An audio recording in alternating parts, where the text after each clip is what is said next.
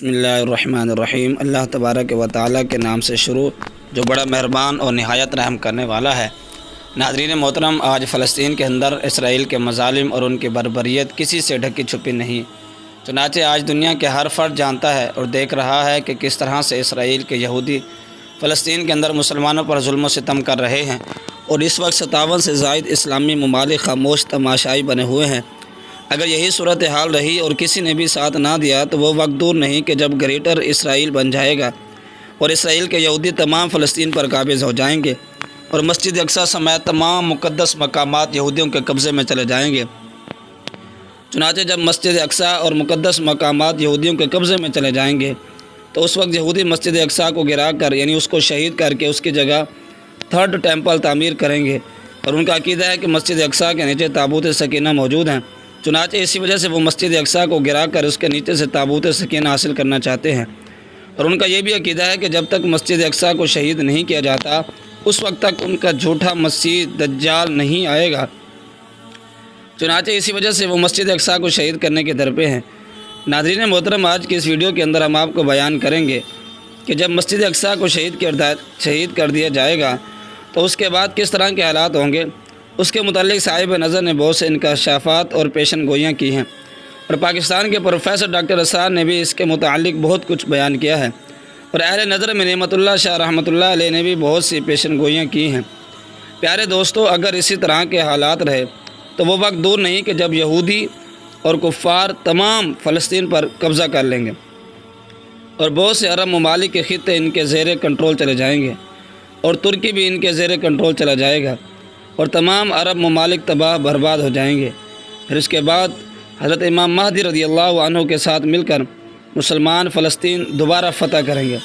اور قسطنطنیہ کو بھی دوبارہ فتح کریں گے۔ محترم ناظرین، اس ویڈیو میں در حقیقت نبی کریم صلی اللہ تعالیٰ علیہ وآلہ وسلم کے احادیث کی روشنی میں ایک بیش بہار خزانہ، یعنی معلومات کا ایک بیش بہار خزانہ پیش کیا جا رہا ہے۔ لہذا ہماری آپ سے گزارش ہے کہ ہماری اس ویڈیو کو اینڈ تک ضرور دیکھیے گا، اور ہمارے اس چینل کو سبسکرائب ضرور کریں۔ پیارے دوستو، عالمی نظام خلافت ایک اٹل حقیقت ہے، یعنی تمام دنیا میں مسلمانوں کی حکومت اور اسلام کی بالادستی ہونا ہے۔ اس میں کوئی شک کی گنجائش نہیں ہے، یہ ایک دن ہو کر رہے گا، اور اس میں کسی بھی صاحب ایمان کو شک و شبہ اور کسی قسم کا اندیشہ نہیں ہونا چاہیے۔ لیکن سوال یہ ہے کہ اس کی ابتدا کیسے ہوگی؟ تو جان لیجئے کہ اس کے بارے میں محققین کے ہاں مختلف آراء پائی جاتی ہیں۔ کچھ لوگوں کا یہ سوچنا ہے کہ کیا یہ ایک ہی بار میں ہو جائے گا، یعنی پوری دنیا میں اسلامی خلافت کیا ایک ہی وقت میں آ جائے گی؟ تو یاد رکھیں کہ یہ کوئی علاقائی خلافت نہیں بلکہ عالمی خلافت کی بات ہو رہی ہے۔ تو عالمی خلافت ابھی تک تو کبھی بھی پوری دنیا میں رونما نہیں ہوئی۔ خلافت راشدہ کی بات کی جائے تو وہ بھی عالمی خلافت نہیں تھی۔ گویا کہ خلافت راشدہ کے وقت دنیا کے بڑے بڑے علاقے مسلمانوں کے قبضے میں تھے، لیکن اس وقت بھی مسلمانوں کے پاس پوری دنیا کی حکمرانی نہیں تھی۔ اس وقت خلافت راشدہ میں ہندوستان شامل نہیں تھا، چین بھی شامل نہیں تھا، اور یورپ بھی شامل نہیں تھا۔ پھر خلافت راشدہ کے بعد جب دور ملوکیت شروع ہوا تو اس میں بھی پورے عالم اسلام ہی خلیفہ وقت کے متحد تھا۔ بعد میں خلافت عثمانیہ میں اور فاطمین کی خلافت میں اور آل عثمان کی خلافت میں تو عالم اسلام بھی مختلف حصوں میں بٹ چکا تھا، کوئی مانتا تھا جبکہ کوئی نہیں مانتا تھا۔ لہذا جو لوگ یہ قیاس کرتے ہیں کہ ایک ہی وقت میں پوری دنیا میں خلافت اسلامیہ قائم ہو جائے گی، تو ان کے لیے سب سے بڑی بات سمجھنے والی یہ ہے کہ اگر ایک دم سے اسلام کی خلافت قائم ہو سکتی ہوتی تو حضور نبی کریم صلی اللہ علیہ وسلم کے دور میں ضرور ہو جاتی، لیکن ایسا نہیں ہوا، اور نتیجہ یہ ہوا کہ ایک ملک میں حضور نبی کریم صلی اللہ علیہ وسلم نے اسلامی حکومت قائم کر دی، اسے جزیرہ نما عرب کہا جاتا ہے۔ یہاں اسلامی خلافت قائم ہو گئی، اور حضور نبی کریم صلی اللہ علیہ وسلم اس کے خلیفہ ہوئے، اور اس کے بعد آپ صلی اللہ علیہ وسلم کے خلفائے راشدین نے بھی پھر اس کو وسعت دی۔ مشرق، مغرب اور شمال کی جانب صحابہ کرام علیہ رضوان کی فوج کے 3 گروہ نکلے۔ ایک ایران کو فتح کرتے ہوئے ایران میں پہنچ گیا، اور پھر یہاں سے خراسان میں، دوسرا شام کو فتح کرتے ہوئے اور دوسری کئی فتوحات لیے ہوئے افریقہ میں داخل ہوا اور اٹلانٹک تک پہنچ گیا، جبکہ تیسرا گروہ سیدھا شمال میں گیا، لیکن یہ زیادہ دور نہیں جا سکتا تھا کیونکہ آگے ایشین پہاڑی علاقے آ گئے تھے، جسے کوہ کاف بھی کہا جاتا ہے۔ اور یوں سمجھ لیجئے کہ اس زمانے میں یہ علاقہ ناممکنات میں سے ایک تھا، لہٰذا وہ وہاں آ کر رک گئے۔ لہذا محققین کی ایک جماعت کا کہنا ہے کہ اب بھی کچھ ایسے ہی ہوگا کہ خلافت کا سلسلہ کسی ایک جگہ سے شروع ہوگا، پھر چلتے چلتے پوری دنیا کو اپنی لپیٹ میں لے کر رہے گا، اور اس کے سوا کوئی دوسرا طریقہ کار نہیں ہو سکتا۔ اگر ایک ہی وقت میں پوری دنیا میں خلافت قائم ہو سکتی ہوتی تو کوئی شک نہیں کہ وہ حضور نبی کریم صلی اللہ علیہ وسلم کے دست مبارک سے ہوتی۔ تو پیارے ناظرین، اب سوچنے اور سمجھنے والی بات یہ ہے کہ وہ مقام کون سا ہوگا جہاں سے خلافت کا آغاز ہوگا۔ ناظرین محترم، سب سے پہلے تو یہ بات پورے ایمان اور یقین کے ساتھ سمجھ لیجئے کہ پوری دنیا میں خلافت کا قیام ہوگا، اور ضرور ہوگا۔ اس بات میں جو بھی شک کرے گا اس کا ایمان کمزور اور مشکوک ہے۔ یہ گلوبل ہوگا، یعنی پوری دنیا میں ہوگا۔ سلسلے میں دو طرح کی حدیث ملتی ہیں جن سے اندازہ لگایا جا سکتا ہے کہ اس خلافت کا دور کا آغاز اس خطے یعنی کہ مشرق کے خطے سے ہوگا، یعنی عرب کے مشرق کی جانب سے کسی ایک ملک سے ہوگا۔ ان احادیث میں ہندوستان اور خراسان یعنی کہ موجودہ افغانستان کا ذکر ہے۔ ابن ماجہ کی روایت ہے کہ حضرت عبداللہ بن حارث رضی اللہ تعالیٰ عنہ نے کہا کہ نبی کریم صلی اللہ علیہ وسلم نے ارشاد فرمایا کہ مشرق کی جانب سے وہ فوجیں نکلیں گی، یعنی وہ لوگ آئیں گے جو عرب میں امام مہدی رضی اللہ عنہ کی حکومت قائم کریں گے۔ حضرت امام مہدی رضی اللہ عنہ کو کون ہوں گے اس کا ذکر بھی ہم بعد میں کریں گے۔ فی الحال نوٹ کر لیجئے کہ حضرت امام مہدی رضی اللہ عنہ کے آنے سے پہلے لازمی کسی مشرقی علاقے میں خلافت کا وہ نظام قائم ہو چکا ہوگا، تب ہی وہ وہاں سے فوجیں نکلیں گی۔ ناظرین محترم، اب یہ بھی جان لیجئے کہ یہ مشرق کون سا علاقہ ہے۔ عرب کے مشرق میں دیکھیں تو آپ کو ایران بھی نظر آئے گا، افغانستان بھی اور پاکستان بھی، اور اگر اسے اور توسیع دیں تو ہندوستان بھی۔ تو یہ علاقے عرب کے مشرقی علاقے میں ہیں، لہٰذا ان علاقوں میں سے کسی علاقے سے وہ فوجیں نکلیں گی، تو اس کا واضح مطلب یہ ہے کہ ان علاقوں میں سے کسی ایک پر پہلے سے ہی نظام خلافت قائم ہو چکا ہوگا، اور وہاں سے فوجیں نکلیں گی جو کہ جزیرہ نما عرب کے علاقے میں حضرت امام مہدی رضی اللہ عنہ کی حکومت قائم کریں گے۔ اور ترمذی شریف کی روایت ہے کہ حضرت ابو ہریرہ رضی اللہ تعالیٰ عنہ نے فرمایا کہ نبی کریم صلی اللہ علیہ وسلم نے ارشاد فرمایا کہ خراسان کے علاقے سے سیاہ جھنڈے اٹھائے فوجیں آئیں گی، اور ان کا رخ کوئی بھی موڑ نہیں سکے گا، کوئی بھی ان کو پیچھے پھیر نہیں سکے گا، یہاں تک کہ وہ یروشلم میں جا کر جھنڈے نصب کر دیں گے۔ پیارے دوستو، ایلیا حضور نبی کریم صلی اللہ علیہ وسلم کے زمانے میں یروشلم کو کہتے تھے، اور یہ یروشلم تھا جب حضرت سلیمان علیہ السلام کی حکومت تھی، اور یہاں پر معبد سلیمانی اور ہیکل سلیمانی قائم ہوا، پھر یہ یروشلم ہی رہا۔ اسلامی تاریخ میں یہاں تک کہ سن 70 عیسوی میں جب ٹائٹس رومی جنرل نے اس کو گرایا،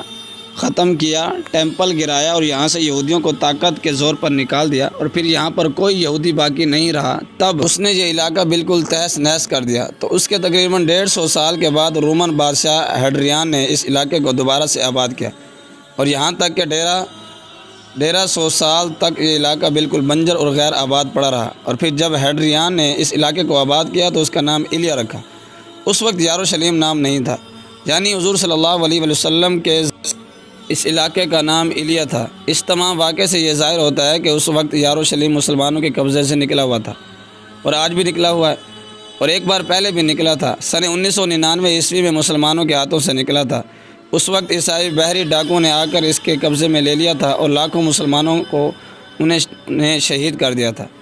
تو اس کو 1987 عیسوی میں واپس لیا تھا صلاح الدین ایوبی رحمۃ اللہ تعالی علیہ نے، جو کہ ایک اور مجاہد اسلام تھے، کیونکہ اس وقت عرب کھوکھلے ہو چکے تھے اور انہیں اسے کھو دیا تھا اور واپس لے نہیں سکتے تھے۔ اس کے پیچھے وجہ یہ تھی کہ عرب لوگ 400-500 سال کی طویل حکومت کرنے کے بعد اپنی عیاشی پرستی میں اس قدر محو ہو چکے تھے کہ اب ان میں طاقت نہ تھی کہ وہ اس علاقے کو واپس لے سکے، لہذا واپس لینے والے گرم کرد خون تھا، اور وہ صلاح الدین ایوبی رحمۃ اللہ تعالی علیہ تھے۔ گویا کہ آپ یوں سمجھ لیجئے کہ 88 برس تک وہاں ایلیا یعنی یروشلم میں عیسائیوں کو قبضہ رہا تھا، اور اب 1967 میں یہودیوں نے قبضہ کیا، اور اس قبضے کو 88 نہیں تو 88 برس تو بیت ہی چکے ہیں، لیکن مورخین کہتے ہیں کہ اب پھر سے وہ دور آئے گا کہ پھر اس سے واپس لیں گے، اور لینے والے عرب بھی نہیں ہوں گے، یعنی خراسان کے علاقے سے فوجی آئیں گے، اور وہ آ کر دوبارہ پھر بیت المقدس کو اور یروشلم کو فتح کریں گے۔ ناظرین محترم، ایلیا کے علاقے کے بارے میں تو ہم نے جان لیا کہ یروشلم کے علاقے کو کہتے ہیں، لیکن اب جانتے ہیں کہ یہ خراسان کیا ہے۔ پیارے دوستو، دراصل خراسان ایک بہت بڑے علاقے کو کہا جاتا ہے جس میں کچھ حصہ پاکستان کا بھی شامل ہے، جبکہ کچھ حصہ ایران کا بھی ہے، اور جان لیجئے کہ ایران کے اس حصے کو اب بھی خراسان ہی کہا جاتا ہے، یعنی خراسان ایران کا ایک چھوٹا سا صوبہ ہے۔ اور پاکستان میں خاص طور پر جو علاقہ مالا کنڈ ایجنسی کہلاتا ہے، اس سے اوپر کا جتنا علاقہ ہے جو افغانستان کی ایک پٹی آتی ہے جو کہ افغانستان سے آتی ہے اور جا کر چائنا کے ساتھ مل جاتی ہے، تو مالا کنڈ کا دورہ اور پہاڑ وہ بھی خراسان کا ایک علاقہ ہے، اور اس کے علاوہ افغانستان کا 2/3 حصہ بھی خراسان میں شامل ہے، جس میں افغانستان کا مغربی حصہ شامل نہیں ہے کیونکہ بسیستان کہلاتا ہے، لہذا یہ خراسان نہیں ہے۔ لیکن جو بھی سوویت یونین کی تحریک کے بعد کو رد ممالک آزاد ہوئے ہیں وہ سب گریٹ خراسان یعنی بزرگ خراسان کہلاتے ہیں۔ چنانچہ اس علاقے کے متعلق آیا ہے کہ قرب قیامت یہاں سے فوجیں نکلیں گی اور جا کر بیت المقدس کو دوبارہ فتح کریں گے، اور اس علاقے سے کالے جھنڈے والے نکلیں گے جو کہ غزوہ ہند کریں گے اور ہندوستان کو بھی فتح کریں گے، اور فتح کرتے کرتے بیت المقدس تک پہنچیں گے۔ پیارے دوستو، یہ بات تو یقینی ہے کہ آخرکار بالادستی اور ہر طرف اسلام کا پرچار ہونا ہے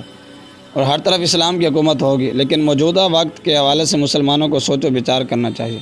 چنانچہ آج 57 سے زیادہ ممالک کے اندر جتنے بھی مسلمان اقوام ہیں ان کے دل تو فلسطینیوں کے ساتھ دھڑکتے ہیں، لیکن وہاں کے حکمرانوں کے دل یورپ کے ساتھ دھڑکتے ہیں۔ چنانچہ وہ زبانی جمع خرچ کے علاوہ اور کچھ بھی نہیں کر رہے،